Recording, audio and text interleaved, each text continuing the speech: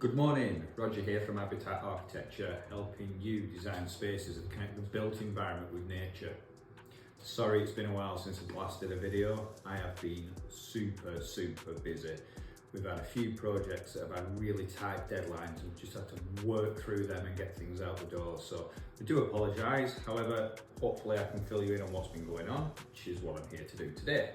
So, where are we? What have we been doing? So we've completed a number of projects since we probably last spoke, one of which is an extension to a building just outside of a conservation area. Now, if you're following us on social media, you may have seen a couple of pictures come out.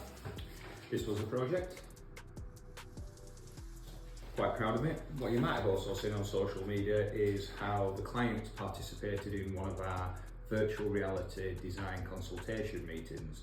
And what this is, it's an opportunity we give clients to enter into the space in virtual reality before they finally agree on the scheme. What this does, it just enables people to really feel how the space is, really feel how the space is going to feel.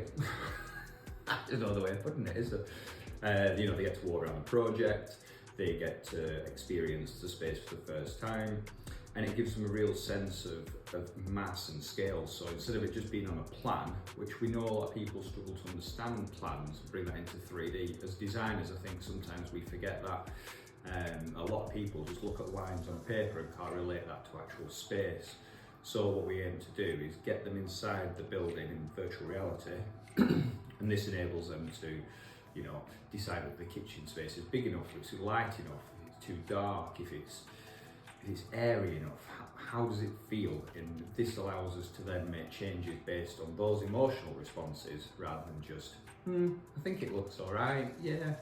So they both participated in that, which was really good because they both got to go around the space, and it was interesting for me. We put it on the big screen so we can see what they're looking at and the things they're particularly paying interest to, and you can see the differences between what one person goes and inspects and looks at and what the other person does. So it was interesting to watch them go around the model, see what they were looking at, and then hear their feedback at the end of it. Luckily, there were no changes. We got to the end of the design consultation meeting and we just got big tick, let's get the application in. So the following day we submitted the planning applications. That's it. Let's hope that Ribble Valley Borough Council approves the scheme as much as we do. Fingers crossed. We've also been working on garden design. So a lot of you know that I do garden, landscape and garden design as well. We put a garden building, I say building because it's not a studio, it's massive, within the grounds of the property. And now the building's situated and the clients managed to live with the building for a little bit over winter. Ideas have been flowing in the minds. They've watched a couple of TV programmes, I'll not name them. And the initial ideas have changed. So we revisited that. I literally went down there and sat in the building where they would sit, did a few sketches, got a feel for the space, and I've done a redesign based on this. I will probably share that redesign on social media too. So please do like, follow, subscribe. We're literally on Facebook, Instagram, TikTok, YouTube, LinkedIn. You definitely shouldn't struggle to find us on any of those. And that is where I will share most of these projects. So I'm excited to see that one. That will literally be being built probably within a couple of weeks. So I'll be able to get the before and after pictures, plus how it actually matches up with the drawings, which is pretty cool. Now, the quarry job. Boom, boom, boom. So we got there. We now have site plans with squiggles on.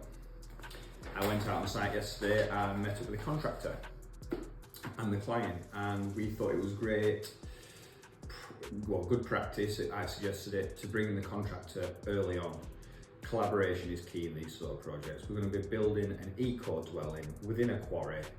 There's a lot of constraints. There's a lot of things that can go wrong, and there's also a lot of opportunities that could be missed. So it's always good to, well, I feel it's good to get the contractor in as early as possible to hear their thoughts. You know, how would they prefer to build this? How do they see it working? How are they going to access it? Where do they think they're going to put their crane? And it was good to go through all those things with the builder. I got on with him quite well, nice guy. We bashed about a couple of ideas and a couple of thoughts, and he came up with a construction methodology I didn't even think of. You know, where I was thinking concrete raft with ICF, insulated concrete formwork for the ground floor, bringing it up, timber frame on the first floor. His instinct was, well, can we not just build a steel frame inside the quarry and then fill it in? Just something I've just not thought of. I don't think it's a bad idea. I suppose it will all come down to a value engineering sort of situation with the client, what you know, cost, harm, benefit kind of scales. So yeah, so we eventually got back, had a look at how we're going to deal with some of these swiggles, having a look at how we're going to deal with like drainage and things because we're in a quarry.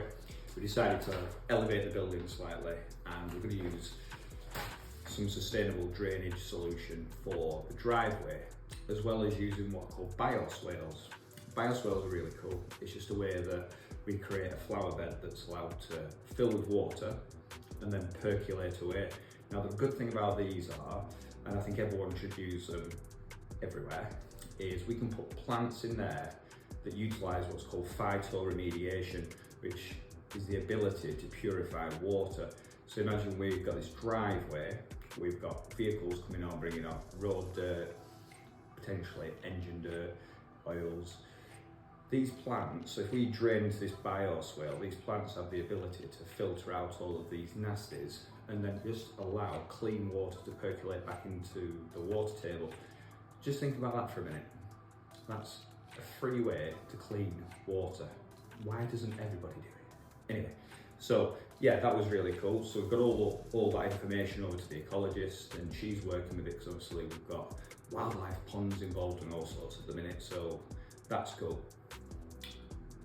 A couple of resources I thought I'd share with you that I used for that project. A couple of people have asked me, you know, what do you use for inspiration?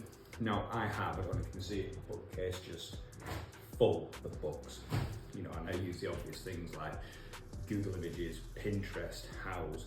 But for me, I do like getting a good old book. And here are some of my stable books for designing contemporary homes. I love this one, 150 Best New Eco Home Ideas. And it's just full of some really cool sort of houses. Highly recommend it. And obviously because we do the architectural and landscape design, outside living, again, these are just outdoor spaces connected to modern homes. I find some great inspiration in these. Really good. I've had these books for a long time, and as you can tell, you know, it's been opened a lot. And for the last one, I've only actually ever opened this book once before, and I was telling the client, it's how to build a natural swimming pond. So I once did a job in a small town in Lancashire, just on the border of Yorkshire, called Earby, and they wanted a natural swimming pond. Now this is a pond that purifies water, so you can swim in it, it's totally clean. And I did the whole scheme, and we designed it, and she was doing it for her husband, who was a triathlete or an Ironman. Anyway, so I did this scheme with this swimming pond so we could go swimming every day. Unfortunately, they didn't end up building it, they ended up moving. So I was gutted that never actually got built. So I bought this book to help me understand, you know, how to construct them and the best way to design them. Anyway, as it just so happens, yesterday in the design meeting we had for the quarry, we got talking about the pond and how like, wouldn't it be cool if we could swim in it? And the client like, oh yes, like the Wim Hof thing, the cold water plunging. Well, why don't we just make one? So we ticked 2 boxes there. You've got a wildlife pond and somewhere you can actually swim. How cool is that? So yeah, those are some key books that I've used for this project. Obviously moving forward there'll be more construction based books, but just to get those initial ideas and concepts, I think these have really helped steer the scheme. So that's pretty much what we've been on with. absolutely flat out. I'm hoping to pull the scheme together today to get that over to the client, get the planning drawings agreed early next week. This will allow me to then proceed with what's called the design and access statement, get that over to the planning consultant, who in this case is Lee Greenwood, and get that submitted. And hopefully, fingers crossed, the council, Rosedale Council, loves it as much as we love it. Obviously, we can never guarantee they're going to, but we can always hope. You know, we do the best and we put our justifications forward. So yeah, that's pretty much it. So I hope that's filled you in on why I've been so quiet. Please do like, share, whatever else anyone else says on these social media channels, I don't know. I'm looking forward to touching base with you again. I know it's been a long one. Thank you for sticking with me. Take care. Speak soon.